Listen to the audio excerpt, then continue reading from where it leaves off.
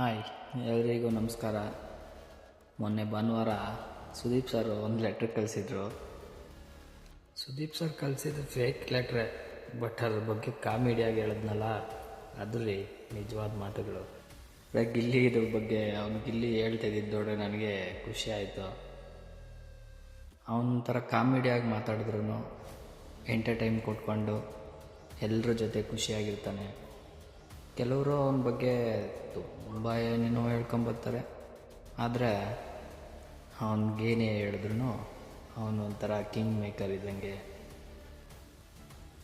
ಆ ಲೆಟ್ರ್ ಬಗ್ಗೆ ಒಂದು ವಿಡಿಯೋ ಬಂದಿದೆ, ಅದು ಹಾಕ್ತೀನಿ ನೋಡಿರಿ ಹೆಂಗಿದೆ ಅಂತ ನೀವೇ ಆಮೇಲೆ ಹೇಳಿ. ಇರಬೇಕು ಗಿಲ್ಲಿ. ಇಲ್ಲಿ ಬರ್ದವ್ರಣ್ಣ, ಯಾರು ಒಳ್ಳೆಯವರು ಕಾಣ್ತಿಲ್ಲ ಸೀಸನ್ 10 ನಲ್ಲಿ. ಒಬ್ಬ ಇದ್ದಾನೆ, one and only Gilli. Tomato ಮಿಲ್ ಡಕ್ಕ, ನೀನ್ ಫೈನಲ್ಗೆ ಹೋಗೋದು ಪಕ್ಕ. ಟಮಾಟೋ ಮಿಲ್ ಡಕ್ಕ, ಕಪ್ಪು ನಿಂದ ಪಕ್ಕ. ದಯವಿಟ್ಟು ಈ ವಿಡಿಯೋ ಇಷ್ಟ ಆದರೆ ಲೈಕ್, ಶೇರ್ ಮಾಡಿ, ಸಪೋರ್ಟ್ ಮಾಡಿ.